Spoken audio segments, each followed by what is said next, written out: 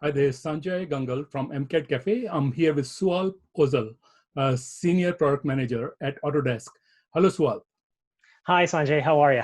I'm doing great. How are things going with you in this epidemic time? Oh, we are busier than ever. Now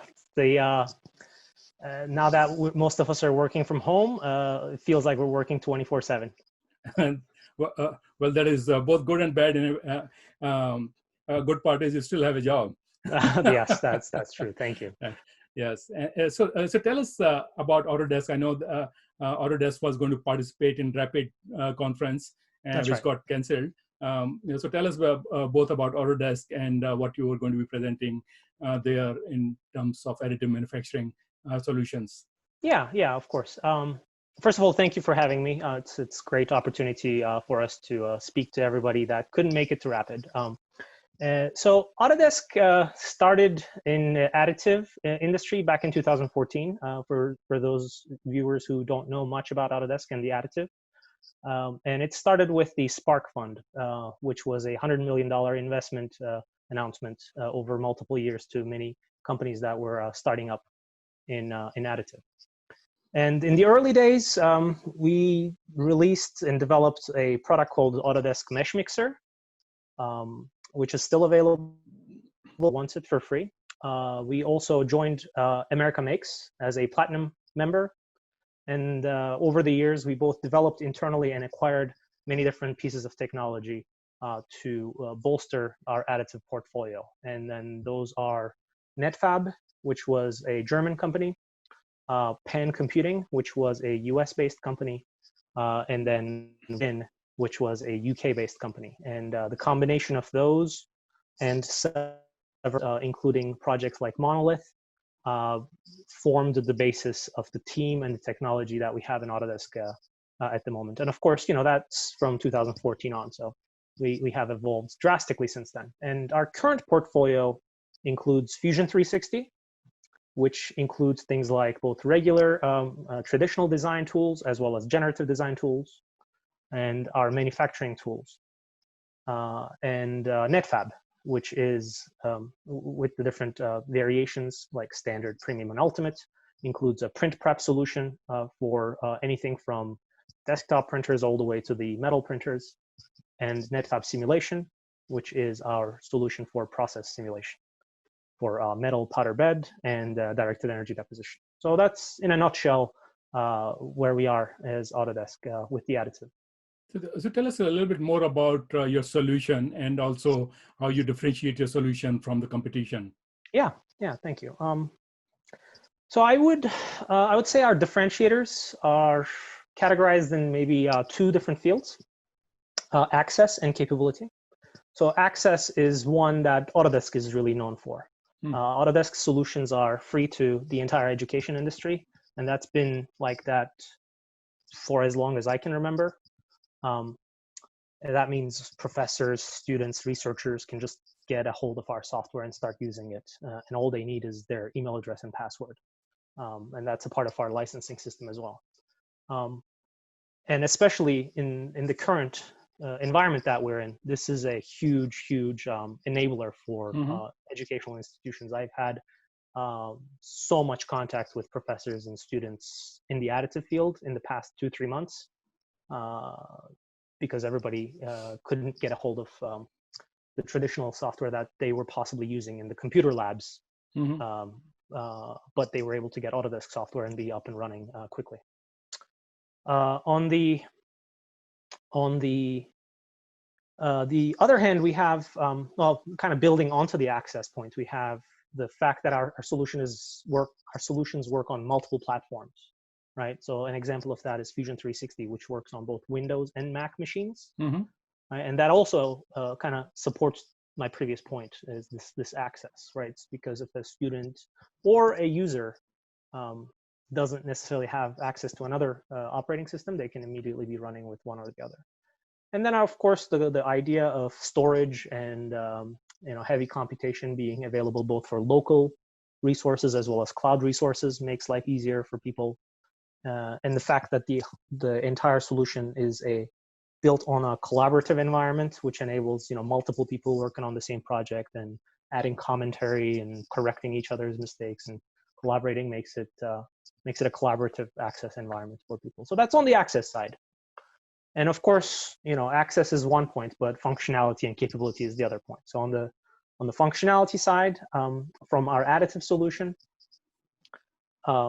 which I include modeling for additive as well, design for additive. Our traditional and generative design tools are widely known in the industry, and things like generating multiple outcomes for different orientations, different manufacturing methods, and displaying things like costing is a big part of that capability set for additive. Once you have the design ready, and when you're ready to print it, taking it into a professional print prep environment, and using NetFab and Fusion to address both the needs of the average user as well as the high-end persona. And specifically on the metal side, just designing something and preparing it is not enough. You have to simulate it. And our process simulation solutions are the best-in-class multi-scale process simulation tools in the market, with a full thermomechanical analysis and adaptive meshing to solve really complex problems in a high performance and speedy way, both for powder bed fusion and directed energy deposition. And of course, at the end of the day, you're still left with a part that is not the finished part, and so you still have to machine that part, right? It could be surface finish, it could be adding holes, anything you can think of. And so our inspection and machining tools that is also built into this portfolio, that's built into Fusion, allows basically finishing the part that you started with, right? Okay, and when you talk about simulating the part, do you simulate in the context of a specific 3D printer, or and specific materials that they might be using? Yeah, of course. That's a great question. So we have a long list of machine vendors that we are partners with, and that's anybody can look up on the additive help pages. And what we have is both the machine, which basically dictates the build platform, both the X, Y, and the Z, as well as the material. And in the metals, it could be things like titaniums or the Inconels or aluminums and things like that. And then the settings which you're printing with, right? So it's the power, the speed, the thickness, and things like that. So when all of those are combined as inputs into a thermomechanical analysis, that's when you get things like distortion and recorder blade interference predictions or support structure failure predictions, and so on and so forth. And those all feed into the simulation and are outcomes of the simulation. You also had a new announcement you wanted to share with us. Yeah, so it's really a twofold, right? One is our current focus, what are we focused on, and the other one is like, what are some of the things that are coming? Our current focus is enabling new modeling and manufacturing methods that support the entire design to make offering that we have inside of Fusion 360. And that means things like additional manufacturing methods, such as hybrid manufacturing methods, which involves slicing models, generating tool paths, controlling the robot arms that combine the extruders or deposition tools by bringing in technology from things like Fusion, NetFab, and PowerMill, which is in our portfolio of products. And of course, the other focus that we have is adding new printers in our partner list and MES integrations, so that anybody can plan and execute how their factory is going to work on. So that's our main focus. What we are announcing and what we have announced are people, your viewers may not know this, but last summer, around last Rapid, we announced the release of our metal additive print prep directly in Fusion. Right, so anybody can, whatever it is that they designed or generatively designed, can put it in a metal printer, anywhere from $100,000 to $1 million printer, and create tool paths for that, and create the file and print it. This past winter, during FormNext, we announced our new geometry design kernel research, which we are calling Autodesk Volumetric Kernel, which allows for these architected materials, architected geometries, right? It could be multi-material, multi-color, multi-property. So that's an entirely new design paradigm that we're working on, and we announced that. That is not a released product, but that is a technology that we're working on. And then just in March, we announced the ability for, once again, Fusion to print on multiple fused filament fabrication printers. So Fusion all of a sudden overnight became a slicer for FFF technology. Just days ago, we released our 2021 version for NetFab simulation. And in that, we announced our partnership with EOS and Additive Industries by exposing Inconel 718 process parameters as an input to the simulation for the EOS and the Additive Industries machines. So we now have basically two machine vendor specific inputs to simulation, in addition to the ones that we've already had before.